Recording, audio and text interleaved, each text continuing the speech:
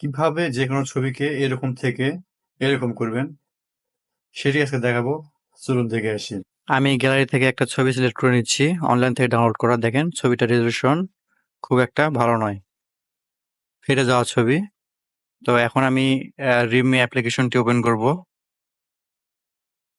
ওকে, ছবিটা সিলেক্ট করে দিলাম, দেন কাজ শুরু করে দিলাম। দেখেন এখানে কাজ কিন্তু অলরেডি ওকে।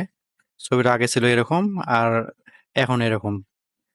অনেক সুন্দর চকচকে ছবি হয়েছে। ওপর থেকে আমি ডাউনলোড করে নিচ্ছি। ওকে, ডাউনলোড করার পর দেখেন এটা হচ্ছে আগের ছবিটা। আর আবার যদি ফিরে যায়, এই হচ্ছে এখনকার ছবিটা, একদম ক্রিস্টাল ক্লিয়ার। ভিডিওটি ভালো লাগলে লাইক কমেন্ট শেয়ার দিয়ে পাশে থাকবেন। ধন্যবাদ।